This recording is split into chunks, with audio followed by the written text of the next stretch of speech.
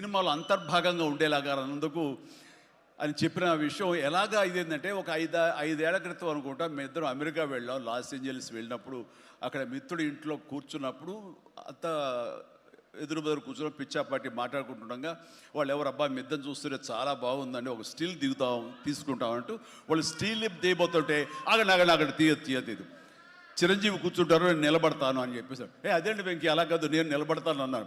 లేదు ఇది నా మైండ్ లోపల ఎప్పటి నుంచో మీరు అట్లా బాస్లో కూర్చుంటే కనుక కాలు మీద కాలు వేసుకుని నేను వెనకాల నిలబడి ఉంటాను. ఇది ఒక మంచి స్టోరీకి స్టిల్ లీడ్ అవ్వాలి అంటే మన హాలీవుడ్ గాడ్ ఫాదర్ చూసారా, మెర్లిన్ బ్రాండో అండ్ ఆల్ పచినో అలాంటి క్యారెక్టరైజేషన్స్. వెంకీ నువ్వు వెళ్ళి వాడు నరుకురా అంటే నువ్వు వెళ్ళి మ్యాస్గా నరికి వచ్చేస్తారు. అంటే తనకి ఎప్పటి నుంచి ఉందో అలాంటి జోనర్ సినిమా చేయాలి, మా ఇద్దరు కాంబినేషన్ చేయాలన్న కోరిక ఉందో ఆయన వ్యక్తపరిచేసరికి నేను చాలా ముచ్చటపడిపోయాను. అదేవిధంగా స్టిల్స్ కూడా మేము దిగాము, అది ఎవరు లీక్ చేస్తారో నేనైతే లీక్ చేయలేదు, అది బయటకు వెళ్ళిపోయింది ఆ స్టిల్స్. అండ్ అలాగా అది నా మైండ్లో పడేసరికి అప్పటి నుంచి ఈ అవకాశం ఈ సినిమాలో వస్తుంది. ఆల్రెడీ వెంకీతోటి తన మంచి సినిమా ఇచ్చాడు అనిల్ రావుపూడి, తను మాత్రమే ఇద్దరిని జస్టిఫై చేయగలడు, ఇద్దరికి న్యాయం చేయగలడు అనే ఉద్దేశంతో నేను తనకి హింట్ ఇచ్చినందుకు దాన్ని అత్యద్భుతంగా డిజైన్ చేశాడు. ఎలాగంటే ఇద్దరు మామ దీంట్లో చెప్పలేవే లీక్ చేస్తాను భయంగా ఉంది, ఎందుకంటే ఇలా వదిలేస్తే మొత్తం స్టోరీ అంతా డైలాగ్ చెప్తాను నేను, అది బాగుండదు.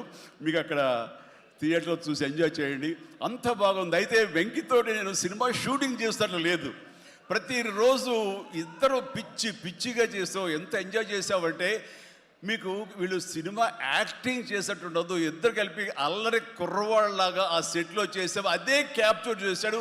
అది బాగా పండుతుంది. రేపు మీరు కూడా థియేటర్స్లో దాన్ని మీరు ఆస్వాదిస్తారు, డెఫినెట్గా ఎంజాయ్ చేస్తారు. And definitely I mean last phase వచ్చేసరికి సినిమా ఎక్కడికో లేచిపోతుందంటలో ఎలాంటి సందేహం లేదు. అండ్ ఆ రకంగా ఈ సినిమాకి తన వంతు పార్ట్గా, తన వంతు బాధ్యతగా తను ఒప్పుకున్నందుకు, మేము అడిగినందుకు తను ఒప్పుకున్నందుకు, ఈ సినిమాకి పూర్తి స్థాయి న్యాయం చేసి ఈ సినిమా మరో లెవెల్కి చేరుకోవడానికి దోహదపడిన వెంకటేష్కి మనస్ఫూర్తిగా సభాముఖంగా నా ధన్యవాదాలు చెప్తాను. ఏంది వెంకీ అంత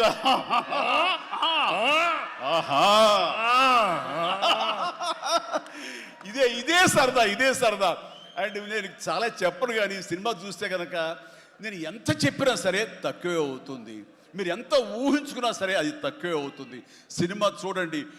మేము చేసినటువంటి 18 రోజులు అనుకుంటా చేశారు వెంకీ. ఈ 18 రోజుల్లో ఒక 7-8 రోజులు సీన్స్, ఒక 5 రోజులు 6 రోజులు సాంగ్, ఇంకా 2 days చిన్న patch work.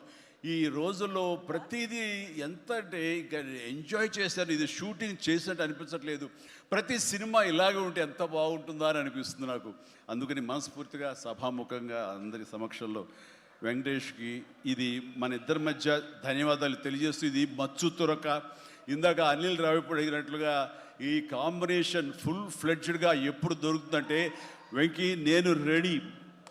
And Anil Ravipudi ఎవరో ఎందుకు, ఈ అవకాశం నువ్వే తీసుకుని ఖచ్చితంగా నువ్వు స్టోరీ రాసుకో.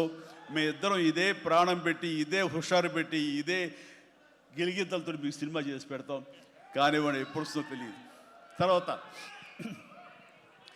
అలాగే నయనతార ఈ సినిమాలో ఏం చేశాడో, ఎలా ఒప్పించాడో కానీ మన అనిల్ రావిపూడి. అంతకుముందు 2 సినిమాలు చేశాను, తెలుగు గాడ్ ఫాదర్ కానివ్వండి, లేకపోతే సైరా కానివ్వండి. ఆ సినిమాలో తను చాలా గుమ్మరంగా ఉంటుంది, తన పని చేసుకుంటుంది, డిగ్నిఫైడ్గా ఉంటుంది, వెళుతుంది. కానీ మళ్ళీ అసలు ఈ సినిమాలో అయితే ఎంత సరదాగా కలిసిపోయిందో, ఓ ఫ్యామిలీ గర్ల్ లాగా మాతో కలిసిపోయి మా కుటుంబ సభ్యురాల్లాగా తను ఉండి ఎంత సరదాగా చేసిందో. నేను అన్నాను, ఏంటి అనిల్ ఏం చేసిందో, ఏం మాట్లాడావు, ఏం కన్విన్స్ చేసావు, తను ఇవన్నీ ఒప్పుకోవడం ఏంటి, ప్రమోస్కు రావడం ఏంటి, అడగగానే తను చాలా రెచ్చిపోయి అసలు నయనతార నుంచి కొత్త నయనతారలా కనబడి చేసావు, ఏం చేసావంటే అడగండి సార్ కొనుక్కొని అంతే. అంటే నా ఉద్దేశం అటు ఇటు తిరిగేదిలా, ఏం చేశాడో తెలియదు. కానీ డెఫినెట్లీ ఆ అమ్మాయి అంత ఇష్టపడుతుంది. అండ్ నయనతారని అంత ఇదిగా గుడ్ హ్యూమర్లో పెడతాడు, సరదా కబుర్లు చెప్తాడు. అండ్ తను పని చేసుకుని సీరియస్గా ఉండే మనిషి కాదు కాబట్టి వాళ్ళు కూడా అంత ఇదిగా లైక్ చేస్తారు. కాబట్టి తను ఏది అడిగినా వెంటనే ఎలాంటి ఇన్హిబిషన్ లేకుండా వాళ్ళు ఒప్పుకుంటారు. అదే జరిగింది, అంత గుడ్ హ్యూమర్లో పెట్టాడు కాబట్టి ఈ సినిమాకి ఆ అమ్మాయి యాడెడ్ అట్రాక్షన్ అయ్యింది. నయనతార ఇందులో కనిపించిన తీరు కానీ, తను చేసిన విధానం కానీ, ఆ సోఫిస్టికేషన్ యాక్టింగ్ కానీ, భారీగా తను నటించి మెప్పించింది కానీ వావ్ బాగుంది. అంటే ఆ అమ్మాయే లేకపోయి ఉంటే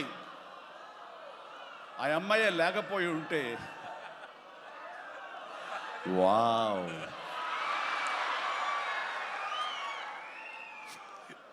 ఇది కూడా క్యాప్చర్ చేస్తాడు. ఈ వావ్ ఎక్కడొస్తో మీ సినిమా చూస్తే తెలుస్తుంది. లీక్ చేసేసాను. All right. సో ఆ అమ్మాయి నయనతార తోటి అంత బాగా చేయించాడు. మీ పక్కన మీకు ఎదురు నిలబడి మిమ్మల్ని ఎదుర్కొని ఎవరైనా ఒకళ్ళు నిలబడాలంటే ఎంత అనుకుంటున్నా, ఎంత ఫ్రెష్గా ఉండాలనుకుంటున్నా, వేరే వాళ్ళు ఉండాలనుకుంటున్నా అసలు నాకు తొయ్యట్లేదు, నాకు తట్టట్లేదు, కన్విన్స్ కాలేకపోతాను. ఖచ్చితంగా నయనతార ఉండి తీరాల్సిందేనండి, ఎంతైనా సరే ఎలాగైనా సరే అన్నాడు. ఆ అమ్మాయిని తీసుకొచ్చారు, ఒప్పించారు. ఆ అమ్మాయి కూడా అంతా కోఆపరేట్ చేసింది. అండ్ నయనతార ఇవాళ రాలేని పరిస్థితిలో ఉంది కాబట్టి thank you Nayanthara, thank you so much.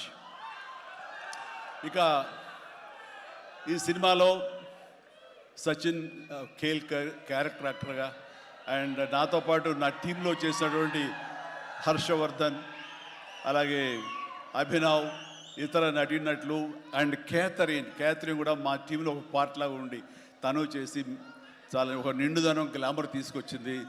ఆ అమ్మాయికి కూడా అందరికీ ప్రతి ఒక్కరికి నా ముందస్తు శుభాకాంక్షలు తెలియజేస్తాను, అభినందనలు. ఇక ఈ సినిమాలో ప్రత్యేకంగా నేను చెప్పాల్సిన టెక్నీషియన్స్గా వస్తే భీమ్స్ అత్యద్భుతమైన మ్యూజిక్ ఇచ్చాడు, వెరీ ఆర్గానిక్ మ్యూజిక్. కేవలం డ్రమ్స్ తోటో కీబోర్డులతోటో వాటితోటో దడదడదడలాడించకుండా చాలా శ్రావ్యంగా లిరిక్స్ మాత్రం వినిపించేలాగా ఒకనాటి విజయ సంస్థ వారి సినిమాలు ఉండేవి. అంతా హాయిగా హృద్యంగా ఒక గోదావరి పడవ ప్రయాణంలాగా ఉండేలాగా ఇచ్చాడు. అందుకని మీసాల పిల్లలో ఎలాంటి హడావుడి, ఎలాంటి మ్యూజిక్ గోళ ఏమి ఉండదు. కానీ ఆ ఇచ్చినటువంటి ఆ మ్యూజిక్, ఆ పాటకి లిరిక్స్ అర్థమయ్యేలాగా వినిపించి అందరూ చాలా ఆ శ్రావ్యాన్ని అందరూ ఆస్వాదించారు. కాబట్టి అది అంత పెద్ద మిలియన్స్ని, మోర్ దెన్ 100 మిలియన్స్ దాటి హిట్ ఇచ్చింది. అలాగే తర్వాత వచ్చిన సాంగ్ కానీ, ఇలా సాంగ్స్లో లిరిక్స్కి ఇచ్చే ఇంపార్టెన్స్ కానీ, ఆ ట్యూన్స్ కానివ్వండి, అన్నీ ఇస్తూ ఇంతవరకు నేను ఎప్పుడు చెయ్యనిది, ఇంతవరకు ఆ స్టైల్కి నేను పోనిది ఏదైనా ఉందంటే కానీ ర్యాప్ సాంగ్, ఇందాక చూసిన సాంగ్ హుక్ స్టెప్ దాన్ని కంపోజ్ చేసినప్పుడు నాకు అనిపించింది ఇది కొత్తగా అనిపించింది, చాలా బాగుందని. అండ్ ఇప్పుడున్నటువంటి ఈ థియేటర్ పల్స్ చూస్తుంటే ఈ సినిమా ఆ సాంగ్ మాత్రం ఐ థింక్ టోటల్గా హైలైట్ అయిపోతే రేపు థియేటర్లో అనుకుంటున్నాను. అది వెరీ గుడ్.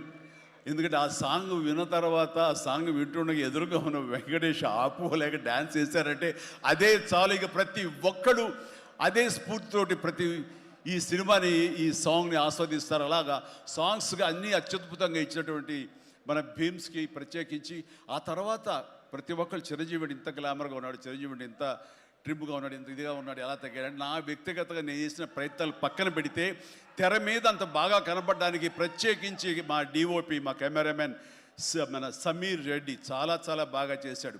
అండ్ సమీర్ రెడ్డితో వచ్చిన ఒక్క చిన్న గొడవ ఏంటంటేనండి, ఒక నిమిషం గ్యాప్ ఇవ్వడు. కూర్చుని కాఫీ తాగుతాం కదా అని ఇచ్చేలోగా మళ్ళీ షార్ట్ రెడీ అంటాడు.